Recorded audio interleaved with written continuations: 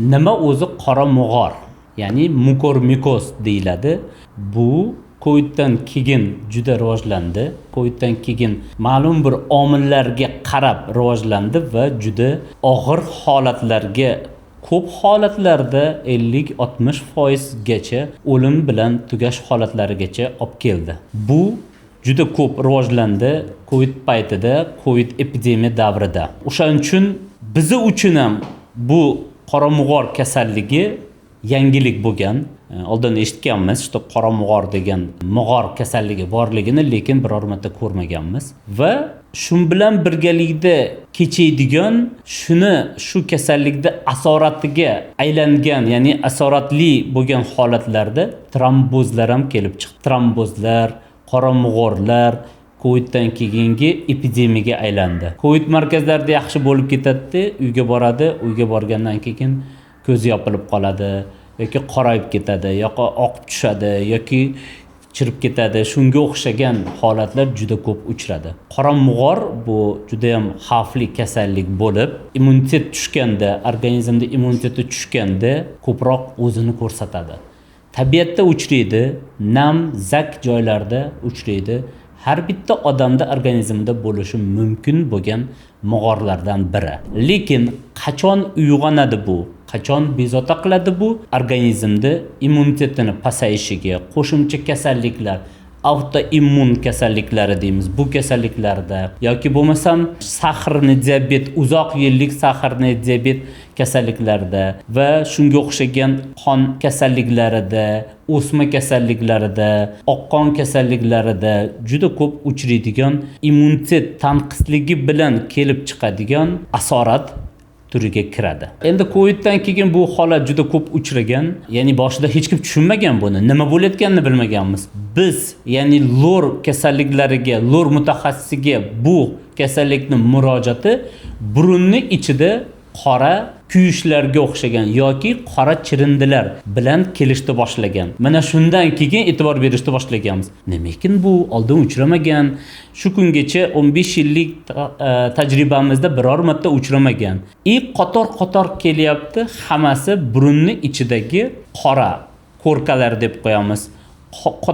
Qotishmalar, nekrozlar, ya'ni o'lgan to'qimalar bilan kelishni boshladi va ko'zi yopilib qoladi. Mana shu holatlarda keyin e'tibor berishni boshladi. Nima bu? Qanaqa holat bu? Birinchi davrda e'tibor berib, faqat bu holatni aniq qilib, tartibini bilib, nimaligini, qanaqa qilib davolash kerakligini bilgunimizcha, uje 30 ta 40 ta kasalimiz yo'qotdik. Hali tashxisini qo'yib ulgurmasdan, bironta bir davo choralarini qilib ulgurmasimizdan shunaqa og'ir holatlarga tushib qoldi. Keyin izlanishni boshladik. Yana ham bir achinarlisi, O'zbekistonda birinchilardan bo'ldi bu holat. Bizdan keyin 8 oydan keyin Hindistonda boshlandi. O'sha pandemiya davrida.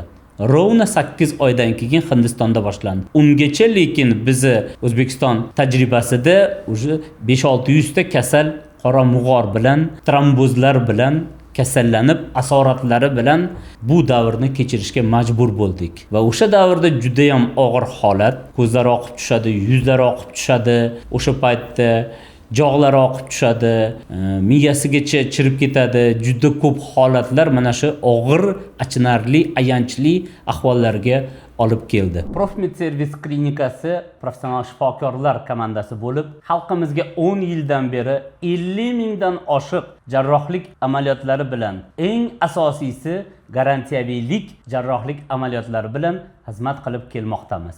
Agar sizda burun va halqumda burun to'sig'i, angiofibromlar, adenoma gipofizalar va boshqa quloq kasalliklari, eshitish pastligi bilan bog'liq problemalar, shunga o'xshagan problemalaringiz bo'lsa, bemalol Profmed servis klinikasiga 24 ga 7 holatda murojaat qilishingiz mumkin. Agar sizda lor sohasi bo'yicha muammolaringiz bo'lsa, yuqori malakali jarrohlik amaliyotlari kerak bo'lsa, pastdagi raqamlarga murojaat qiling. Professionallar siz uchun xizmatda bo'lamiz. Va buni hozirgi kunga o'sha paytda o'zida hamma chet eldagi professorlarimiz bilan, o'rtoqlarimiz bilan, hamkasblarimiz bilan maslahatlashib, o'zini davolash taktikasini, diagnostika qilish usuli, tashxis qo'yish, to'g'ri tashxis qo'yish usulini va birinchi davrda nima ish qilinadi, ikkinchi davrda nima ish qilinadi, uchinchi davrda nima ish qilinadi, qachon jarrohlik amaliyoti qo'llash kerak, shu savollarga javob qilib bitta qo'llanma yozishga kirishdik va yozdik. O'sha paytda butun hamma O'zbekiston bo'yicha vrachlarga qo'llanma sifatida tarqatdik va shu bo'yicha to'g'ri tashxis qo'yish va to'g'ri yo'nalish va to'g'ri davolash qilish boshlandi. Xudoga shukr, hozirgi kunda kelib haligacha biz nablюдениеda qilib turamiz. Juda ko'p kasallarimiz bor. Hayot yashab kelishmoqda.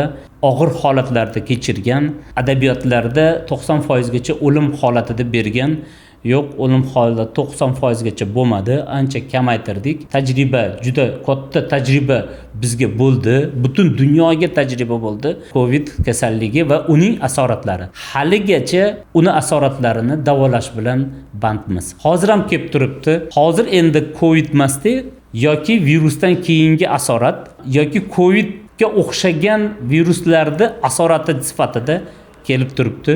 Har oy, har hafta bunaqa holatdagi kasalligimiz bor. Ya'ni qora mog'or bilan yoki tromboz bilan kasallar kelib turibdi. Agar sizda va yaqiningizda shunga o'xshagan qora mog'or tashxisi bilan bemorlar uchrasa yoki sizga yaqinlaringizga shunaqa tashxis bilan tashxis qo'yilsa shifokorlar tomonidan, Profmed servis professionallar sizlarni xizmatingizga tayyor, uzoq yillik ko'p tajribasini siz bilan bo'lishishga tayyor.